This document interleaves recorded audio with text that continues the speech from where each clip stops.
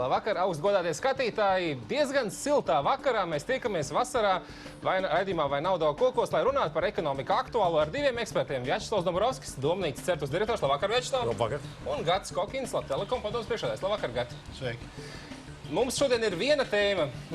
Kāda vēl tēma mums varētu šodien gan būt? Pagājušajā nedēļā, tieši pirms nedēļas, ceturtdien, Lielbritānijas pilsoņi devās pie balsošanas urnām un nobalsoja. Mēs vairāk kārtīgi šajos raidījumus pieskārušies jautājumam par Lielbritānijas iespējamu aiziešanu no Eiropas Savienības. Un mūsu raidījumā visi eksperts viensprāts bija par to, ka kaut kā vajadzētu tos Britus tajā savienībā noturēt. Mēs pat par sarunām runājām, kā viņiem iet un ko vispār varētu darīt. Bet nekā nebija. Lielbritānijas vēlētāji, jāsaka, gan ne ar pārāk lielu balsu atšķirību, aptuveni nedaudz vairāk kā 2%, bet nobalsoja. Un Lielbritānijas vēlētāji ir pieņēmuši lēmumu. Lielbritānija ir jāstāja Eiropas Savienībā. Jā, juridiski tas process vēl pat nav sācies, sarunām vēl jāiesākās. Vēl pēc tam vedīs sarunas ar Eiropas Savienību, kā tad aizies, kāda nosacījuma būs. To mēs vēl nezinām neko no tā. Diskusijas par to ir tikai spekulācijas. Skaidrs ir tas, ka politikā ir liela krīze Lielbritānijā, zinām krīze arī Eiropas Savienībā, bet kas notiks ekonomikā? Raidījumu mēs esam tādās divās nosacītās daļās sadalījuši. Pirmā daļa ir tas, ka mēs paskatīsimies, kā tad iet Lielbritānijas ekonomika un kā tad ies nākotnē visai Eiropas Savienības ekonomikai. Tās ir saistītas lietas. Lai to ilustrētu, man ir viens slaidiņš, ko jums parādīt, viena bildīte, kas rāda valūtas vērtības. Tātad diezgan daudz jau ir dzirdējuši, ka Lielbritānijas mārciņa, tā ir apakšējā grafikā, ir samazinājusies vērtībā. Un tiešām mēs varam redzēt aptuveni 23. jūnijā, nevis aptuveni, bet tieši pretī 24. jūnijā, Jāņu dienā, kamēr lielākā daļa Latvijas sabiedrības atpūtās, gulēja ilgāk nekā parasti.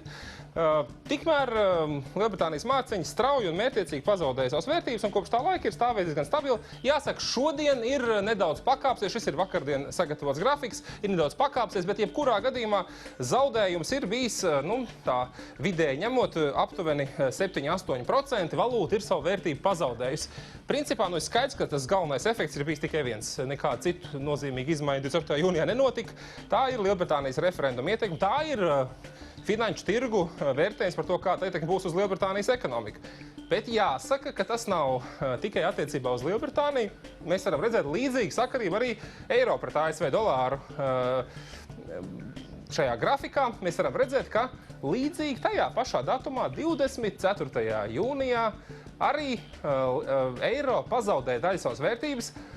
Jāsaka, mazāku, aptuveni 3–4% no savas vērtības, aptuveni pusi mazāk nekā Lielbritānija, bet pazaudēja. Tātad kopumā šī bilde atstāja negatīvu iespaidu investoru acīs, ne tikai droši vien finanšu tirgu investoru acīs, ne tikai par Lielbritāniju, bet arī par Eiropas Savienību kopumā. Vai tas nozīmē, ka Lielbritānijai kaut kā būs pašai galā jātiek? Vai tas nozīmē, ka mūs kā Latvija, kā Eiropas Savienības dalībvalsts, būtu jārūpējas par to, vai Eiropas Savienības ekonomika šajā brīdī nepiedzīvos kādu krīzi? Vjačeslav. Es domāju, ka attiecībā uz finanšu tirgiem es pats personīgi tādiem īstermiņa rezultātiem neusticos. Es domāju, ka no īstermiņa finanšu tirgus ir tāda spekulāciju spēle. Paskatīsimies, kas notiks pēc kādiem 3 mēnešiem, un tad izdarīsim secinājumus. Sarunu grafiks varētu būt uz 2 gadiem. Tā sarunu diapazons varētu būt, piemēram, no sastarpējām attiecībām runājot. Lielbritānija varētu kļūst tik attālināta no Eiropas Savienības, kā, piemēram, Turcija, treša valsts. Varbūt Kanāda. Lai būs Turcija arī NATO valsts. Lai būs Kanāda, jā. Vai tāpat, kā pieņemsim Norvēģija. Vai te kāds no skatītājiem varētu pateikt, kādas ir tās galvenās atšķirības starp Norvēģiju un Dāniju?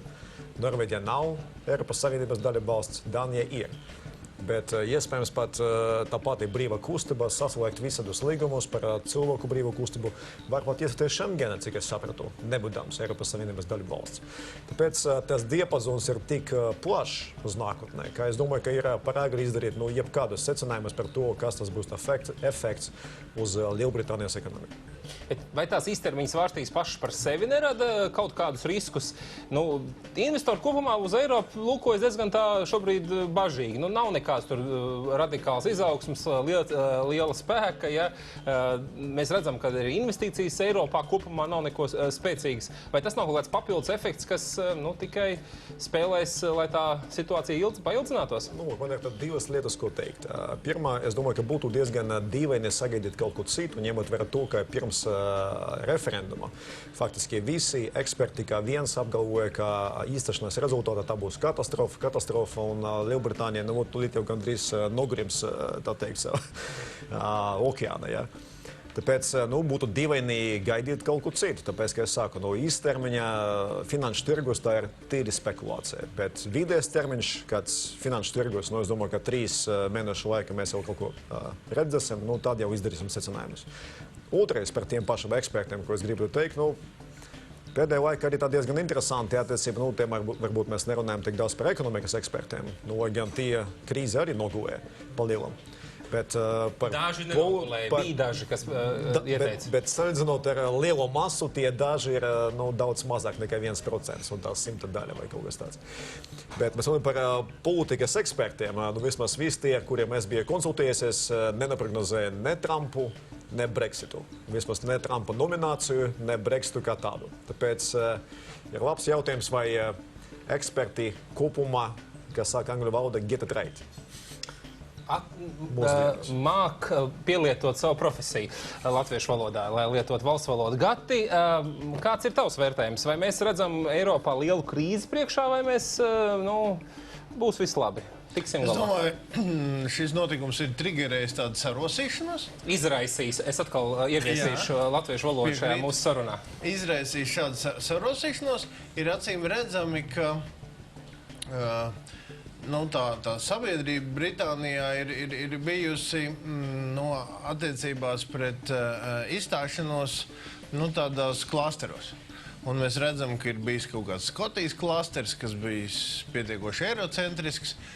Mēs redzam arī, ka ir pa lielam Londonas un Citijas klasters, kurš bija eirocentrisks tieši visu tavu aprakstīto argumentu dēļ, jo izstāšanās šiem kapitālistiem radītu tiešas un lielas raizes. Jāsaprot, ka no 8 miljoniem Londonas iedzīvotāju vairums nav kapitālisti. Tur ir iedzīvotāji, kas strādā Londonā. Nav tā, ka 8 miljonāri dzīvo Londonā. Jā, un lūk, šie cilvēki arī lielā mērā kontrolējot medijus, kuri arī formē sabiedrisko domu, viņi pa lielam dzīvoja šajā sajūtā, tieši tā, kā viņi domā. Un principā, es domāju, šeit arī redzam tā galvenā problēma, ka tas establishments nespēja noprognozēt, tāpēc, ka viņš balstījās uz kaut kādu viedokli, kas bija viņiem visapkārt, tā vietā, lai izbrauktu nedaudz ārā no Londonas un noskaidrotu tautas viedokli. Un tautas viedoklis, es domāju, ir par to, ka iespējams šī te eiro integrācija ir par strauju. Bet no tāds ekonomiskā viedokļa, vai tu redzi, ka mēs tagad piedzīvosim šī iemesla pēc tuvākā perspektīvā? Skaidrs, ka neviens tagad nav gatavs prognozēt, kas būs pēc 2 vai 3 gadiem. Datu ir par maz, nenoteiktība ļoti augsta, visādi faktori to nosaka. Vai tu prognozē, ka šajā otrā pusgadā, kas cits starpā rīt sākās, no šī iemesla dēļ Eiropas Savienības ekonomika kopumā, no kuras Latvijas ekonomika ļoti atkarīga, vai mēs redzēsim tur kaut kādas nozīmīgas negatīvas Tur nav jābūt ļoti ordinālam, jo faktiski lasot jebkuru analīzi šajā jautājumā, visur ir ļoti negatīvs viedoklis un skaidrs, ka lielākā daļa no tiem argumentiem ir patiesa. Es gribētu parunāt tikai par vienu lietu, kas varbūt strādā pretī, proti, šī te integrācija faktiski dod tādu mēroga efektu un dod iespēju vairāk nopelnīt, tad tai pašā laikā, ja to pārāk birokratizē, tas atkal palēnina to ekonomiku.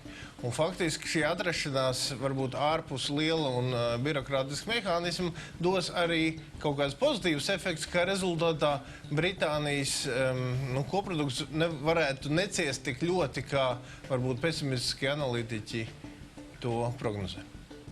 Nu, redzēsim, kā ies Lielbritānijā ar ekonomiku. Ļoti cerēsim, ka Eiropas Savienība kopumā ekonomika necietīs, redzēs, kā tas atsauksies tā skaitā uz tādām sabiedrībā neviennozīmīgi vērtētām lietām kā naudas drukāšanas ātrums, kas mums jau tā ir pieaudzis pēdējos 3 mēnešus. Nu, jau 80 miljārdus eiro mēnesī mēs iegūstam jaunas naudas Eiropas Savienībā. Gan ne fiziski uzdrukāts, tik liela printeri nestāv Eiropas centrālā bankā, tādas virtuālas naudas, bet visi mēs viņu lietojam, vairāk vai mazāk visi. Nu, un redzēsim, kā attīstās eksperti mums ir tādi noskaņoti apšaubīt visus tos analītiķus, ka viņi ir tik traki visu to novērtējuši. Redzēs, kā būs. Es arī ceru uz optimistisko, uz to, ka kopumā izdosies tomēr kaut kā tikt galā ar situāciju un nezaudēt būtisku daļu ekonomikas. Vēl viena lieta ir par tirgiem. Nu, labi, tu rādīšos valūtas pāris, starp citu, dolāru un mārciņas pāris visizteiktāk rāda šo te atgūšanos pēdējās 2 dienās. Bet, ja mēs paskatāmies kaut kādas Londonas biržas indeks, tad tur šīs izmaiņas ir ļoti nelielas. Tā kā, analītiķi, es domāju, arī lēnām sāk iesvērt arī pozitīvos argumentus. Tiešām. Par to mums būtu arī jāpriecājas, ja kopumā mums visiem no tā nepaliks sliktāk. Vai mēs sagaidām kaut ko ļoti pozitīvu no šī referenduma. Par to mēs varam parunāt arī otrā daļā. Un otra tēma mums šodien, gal galā, kā es jau šodien pieminēju, Latvija tepat vienā kontinentā ar Lielbritāniju atrodas. Dzīvo kopā vienā ekonomikā, dzīvo, līdz šim vienā iekšējā tirgū. Tagad būs Lielbritānija atdalīsies. Bet Eiropas Savienībā mēs paliksim. Kādas ietekmi jūs sagaidat tuvākā laikā, ar to es domāju gan 6 mēnešus tuvākos, varbūt varam paprozēt arī ilgākā laikā uz Latvijas ekonomiku no viss tā, kas tagad ir noticis? Vai tas ir iespējams vispār prognozēt? Es domāju, ka pavisam tuvākā gada laikā tas ir no nekāda līdz ietekmei kokrupniekiem no tā, ka vismaz tuvākajā laikā šis funta vērtība saglabāsies samērā zemāka līmenī. Tas, protams, ka nozīmē, ka viņu vismaz tai daļai no viņu ekspertu, kas ir uz Lielbritāniju, viņu ieņemumi samazināsies. Tas ir pavisam noteikti, kas būs tuvāko vismaz dažu mēnešu, jeb cik ilgi tas turpināsies efekts. Cits, vēl viens viennozīmīgs efekts, bet viņš neiestāsies pēc 3 mēnešiem, bet drīzāk, es domāju, pēc kādiem 2 gadiem būs struktūra fonda efekts, jo mēs esam kluba, kura ir donori no vienas puses un saņēmēji no otras puses. Mēs esam saņēmēji. Un Lielbritānija bija donore. Tieši tā. Tāpēc, ja citi donori, kā Vācija un Francija, pēkšņi, nezinu, kāpēc nepiekritīs iemaksāt vairāk, tad visiem tiem, kas ir saņēmēji, būs kopumā mazāk naudas. Tāpēc, bet to es domāju, ka mēs jūtasim pēc kādiem 2 gadiem noteikti. Gati, tavas prognozes par ietekmi uz Latvijas ekonomiku? Raugies, paskatījos, kas notiek ar angļu mārciņu pret dolāru ilgākā laika periodā, un faktiski šī vērtība ir samazinājusies jau kādus 3 gadus. Tā kā, ja mēs runājam, ka Amerika vairs nedrukā tik daudz dolārus, bet Lielbritānija intensīvi turpina to darīt. Tāpēc es domāju, ka kokrūpnieki kaut kā ir pieraduši, ka tas Anglijas tirgus paliek arvien smagāks. Jādomā, ka arī šo notikumu viņi tiks galā.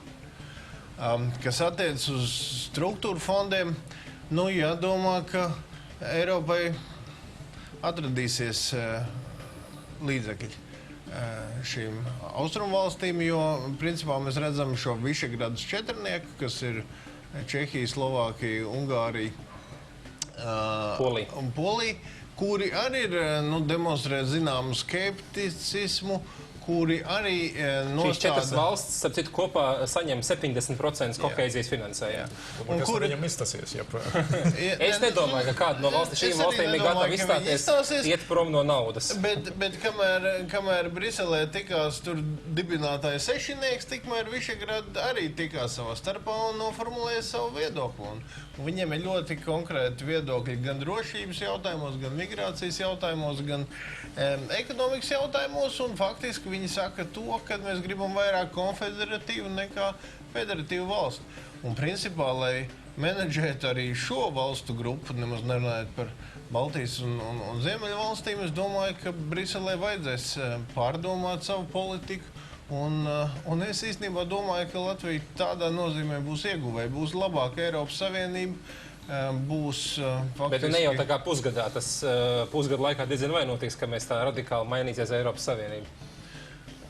Eiropas Savienībā pusgadā nenotiek gandrīz nekas. Redzi, jā, bet ja sāks parādīties signāli, tad faktiski tā investora attieksme mainīsies nedēļas laikā. Es šeit vairāk domāju par kaut kādu naudas plūsmu un interesi par šo reģionu. Nebūs tā, ka tieši pieminot investoru jautājumu, ja mēs tā paskatāmies pēdējos 2 gadus, faktiski Latvijai ar jaunām investīcijām ir bijis diezgan slikti salīdzinot ar iepriekšējiem periodiem. Un tas patiesībā tendence pasliktinās, nevis uzlabojās. Kaut gan vairākums analītiķi teica, ka mums atliek tikai iestāties Eirozonā, un tad jau, te mēs... Vēlākais bija OECD, tas bija pēdējais. Jā, OECD uzreiz mēs saņemsim vairāk investīcijas, bet jautājums ir tas, vai, ņemot vairāk acīm, tad mums ir daudz iekšēju faktoru, kas liedz mums investīcijas saņemt. Ir arī daži ārēji faktori, nenoteiktība aiz mūsu austrumu robežas ir tāds faktors, bet vai tas ir kaut kāds papildus faktors investoriem vispār baidoties no Eiropas kopumā, nobīties arī no Latvijas? Nē, Latvijā, es domāju, ir divas negatīvas lietas, kas lielā mērā atbaida. Proti, ja mēs runājam par kaut kādiem investoriem, kas paļaujās uz patēriņu tirgu, uz tirdzniecību, tad šeit, principā, samazinās iedzīvotāju skaits. Tas ir visu laiku tā. Tas nemainījās 23. jūnijā. Jā, bet tas ir milzīgs tāds atgrūstošs faktors. Un otrs ir arī šī izglītība. Ja mēs gribam šeit augstās tehnoloģijas ražošanu, tad faktiski mūsu izglītības sistēma pagaidām nedod tos signālus, ka šeit ir tā vieta, kur būs uzplaukums. Jā.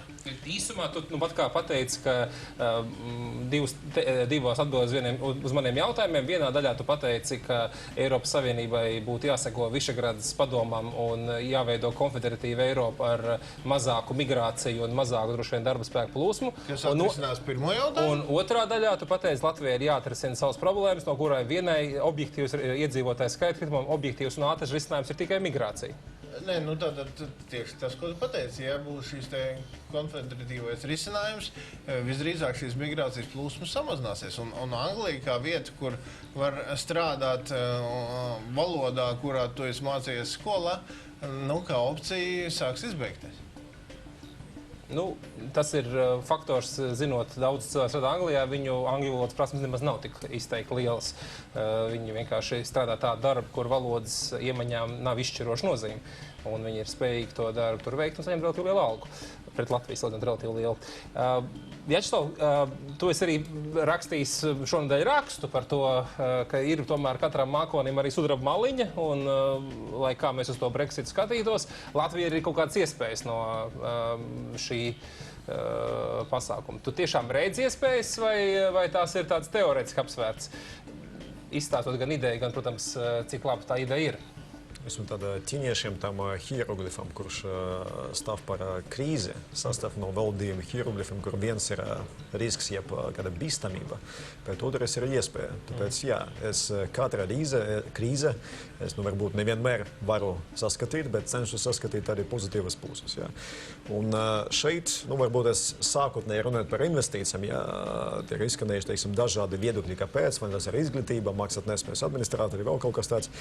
Es aicinātu katru teoriju pārbaudīt, tā teikt, ar faktiem un uzdot jautājumus, vai šeit, tā teikt, mūsu reģionā kādam vispār izdodas investīcijas piesaistīt un ar ko tad viņi no mums atšķiras. Un tas atbildes ir tādas, ka jā, izdodas. Mums blakus ir lietuvieši, kuriem, es nezinu, vai viņiem tās tiesas ir daudz sliktākas nekā pie mums, vai tie maksātnespējas administratori ir, tā teikt, nav tik gudri, kā mūsēja.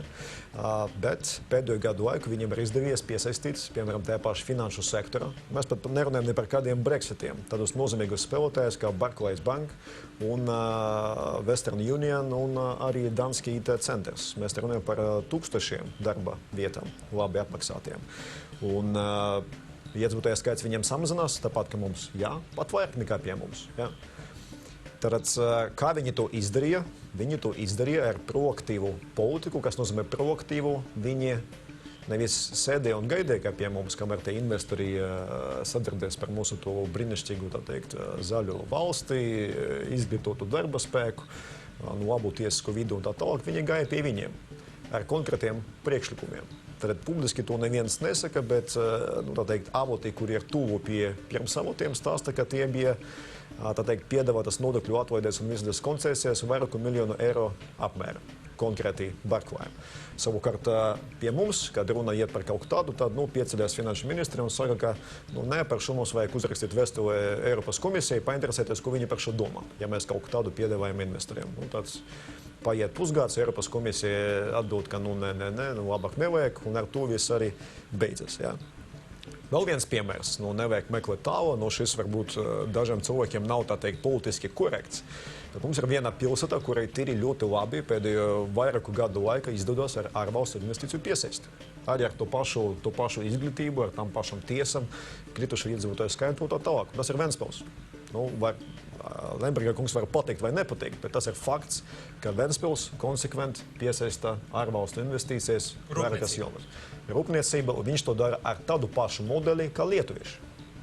Proti, negaidot, aktīvi uzrunājot, piedāvājot visādas koncesijas, soļus priekšu un tā tālāk. Tāpēc tālāk ejam pie Brexita.